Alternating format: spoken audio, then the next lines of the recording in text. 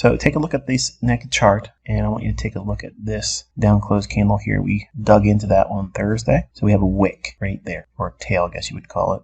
And whenever I look at tail or a wick, my eye goes immediately to the midpoint. Okay, that's consequent encroachment. The algorithm treats this as a gap. The high of this candle and the open of that candle. Okay, so this is a bullish order block. What makes it a bullish order block? We are inside of this candle in terms of the high and the opening price, and I'm using those specific price points and not the middle or mean threshold of the body or the mean threshold of the entire high to low. I'm using this because this is the last down close candle prior to this run up after digging into this one. So what specific kind of order block is this one here? Propulsion block. Propulsion block is something that works off of an earlier order block. So we have an order block here, and then this one digs into that one. But you don't ever want to see price go down below half of this candle's body. And we don't get that. We get real close to it, but we don't get it. So that to me tells me that the next day, it's still advantageous to anticipate higher prices. So you can see here on an hourly chart, we have a high to low after taking buy side here, inefficiency. And when do breakers not provide the cleanest points of rejection or where we can use them for entries and whatnot? Non-farm payroll, CPI, and FOMC. Those events, whereas I would usually see high, low, higher high, in other circumstances, I would treat this right here, I would treat this as a bearish breaker. And I would not anticipate this area to be traded to. I would look at this area here as a balanced price range, which it is in a sense, but I would look for this breaker to be utilized. So I'm taking you through not only the aspects of time, but I'm also telling you narrative, which is absolutely crucial to understanding what a macro will do. So we work up inside this SIBI, which is a premium inefficiency. The market wants to do what? Rally higher at non-farm payroll, reaches into this inefficiency. It doesn't need to go up here right away because we've had the run on buy side with this here. So all of this is the inefficiency the price wants to run up to. So price only rallies to go up to inefficiencies like here, buy side above here, or it consolidates. Or it consolidates and goes below the marketplace for sell side or inefficiency. In a 15-minute time frame, inside of the daily bullish propulsion block, that's these two levels here. We also have that hourly fair value gap. Your first task is to, again, identify what is above the marketplace, inefficiency and liquidity, buy side, and what's below the marketplace, inefficiency and sell side. Now, obviously, you can get crazy and look way beyond the scope of where the market will likely reach for, but you want to look at previous days highs and lows, session highs and lows, the highs and lows in the last 3 days, and previous week high and low. All of those are very quick, easy, go-to general rules of thumb for knowing where price will likely gravitate for inefficiencies or liquidity.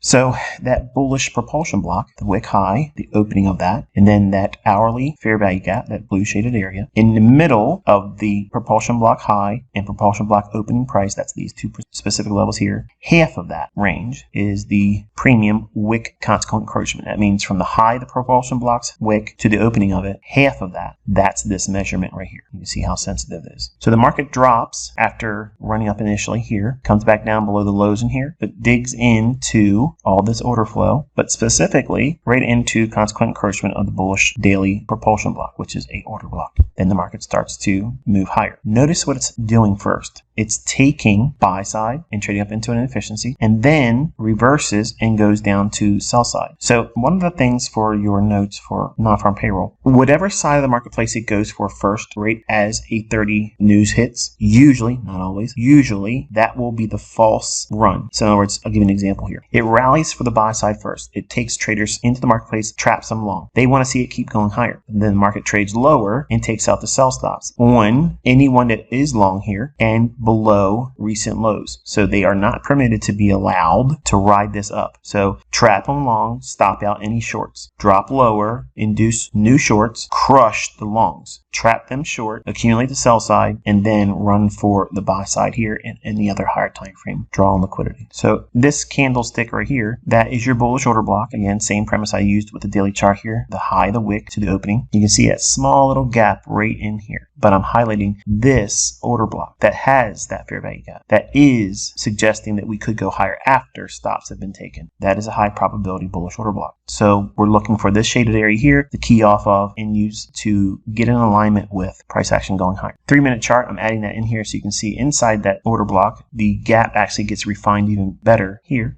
You can see the bodies of the candles just about respecting that, and then sending it higher. We have an inefficiency here, which is what? An inversion fair value gap. Order flow is bullish, stops have been taken, draw is here. All of this imbalance that goes up into it and then treats it as support. So they're accumulating more longs in here, and it rallies up, takes out the buy side here. So we're dropping down into a 1 minute chart.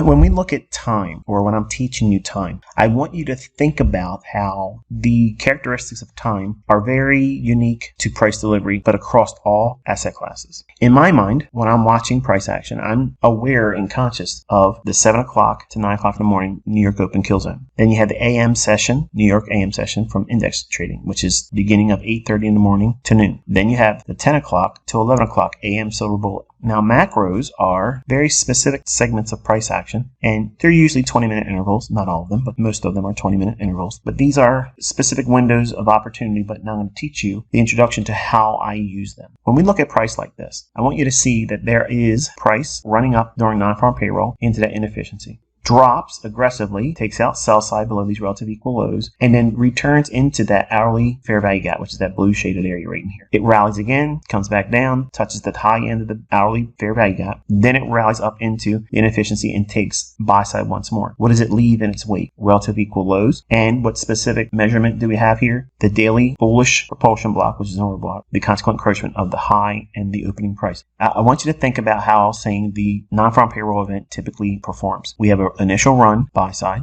sell side, and then time becomes a factor. The sell side, again, is taken here. When it is traded below these relative equal lows and into the bullish propulsion block, consequent encroachment, go into the 10 o'clock hour. Right before 10 o'clock, you have a 10-minute interval, 9:50. That's here. 9:50 to 10:10. This 20-minute period specializes in when the market is approaching the first 30 minutes of trading after 9:30 in the equities market. That's that last threshold for even when the forex market's trading around. Okay, so if you're a forex trader, it's still important to know this. If you are not a forex trader and you're using futures, it's applicable. It's all joined together. It's a tapestry of how all the markets work together harmoniously. And when they aren't harmonious, there's a crack in correlation that in itself gives you warning signs that something's about to change, and maybe the change may be abrupt.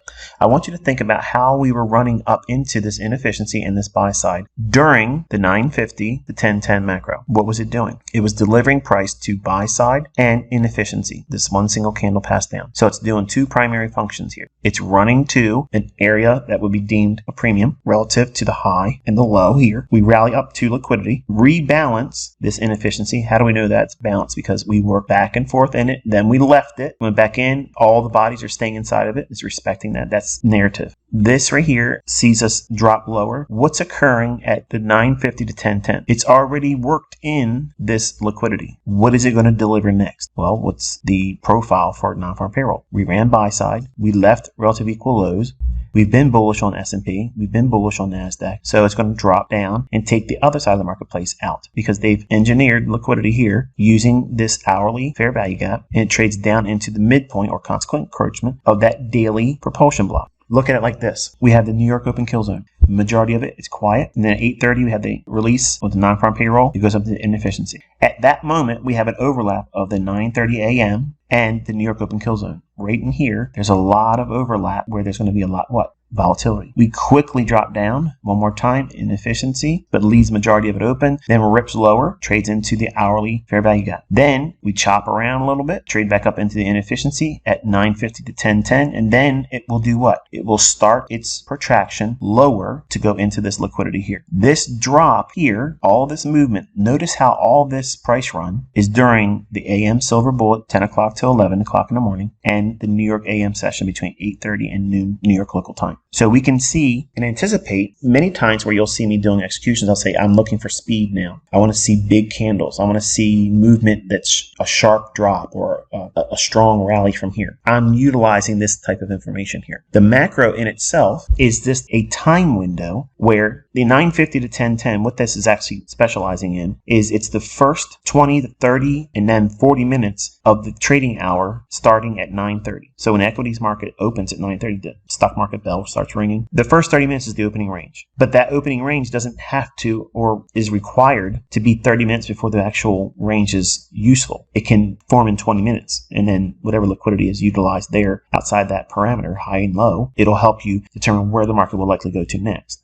But at 9:50 to 10:10, what is actually happening is the run that starts at 9:30 here, it goes into the liquidity here. So now we start a macro between 9:50 and 10:10. A macro is a short list of directives that the algorithm will run. It's like a small little list of orders that it has to do to then seek where liquidity and or inefficiencies are. We've already went into a premium relative to the high and low. We're into inefficiency, and we've already bumped buy side. So two functions of delivery of price has been met, both of them, for the purposes of seeking liquidity and inefficiency. It has balanced this out here, and then it starts its run for the opposing side of liquidity. Why is it not going to keep going higher? Why is this not a bull flag? Because the parameters of the buy side here and the sell side, we have to incorporate the profile of non-farm payroll, which is what? First rally, then go down, take out the stops, and then resume going higher. Or drop down, take out sell side, then run higher, take out the buy side, and then drop down. Or just be a choppy mess that non-farm payroll can many times be. We drop down during the peak of silver bullet 10 to 11 time window. There is a silver bullet entry in here. There is a silver bullet entry in here during the AM session silver bullet time window. Trades down to consequent encroachment of the bullish propulsion block on the daily chart. And it's also consequent encroachment of the hourly fair value. Got this shaded in blue. Notice that? Then we rally a little bit. Short-term high. We pierce that. We have an order block again that was shaded from the higher time frame. We drop down, touch another order block on the hourly chart. So you can see the hierarchy from higher time frame down to lower time frame. The market touches it beautifully, stops perfectly at this opening price, the down close candle, inside that shaded area, which is a larger time frame or higher time frame order block from high to opening price. That's what that green shaded area was. And then we rally. What does it form right here during the 10:50 to 11:10? What is the significance with 11:50 to 11:10? You're ending the 10 o'clock to 11 o'clock hour, which is the first 90 minutes of trading. And then we're going to enter the time of day where we enter a New York lunch. And New York lunch has its own macro, or it usually runs for liquidity.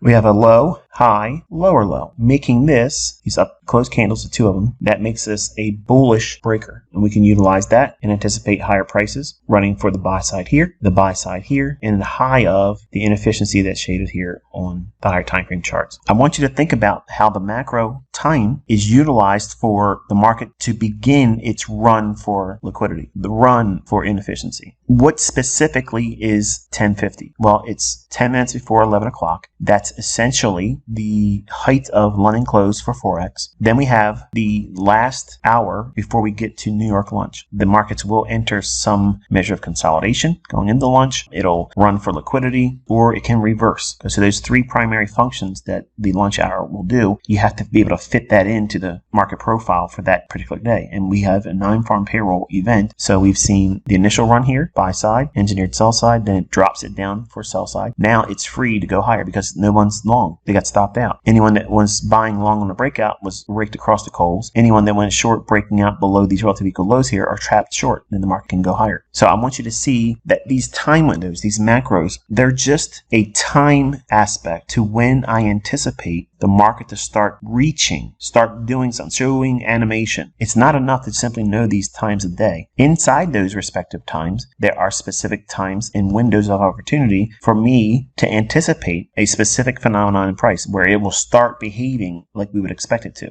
It will start running for liquidity. It will start running for inefficiency. If the macros do not provide that timing aspect and the market just simply doesn't budge, that is many times a beautiful illustration for you to stop looking and close your charts. Okay, all a macro is the beginning of a spooling event. Spooling is where price starts to reach for. It's like casting price away, higher or lower. And I'm watching these specific times a day to do those very things. It is not going to give you a direction.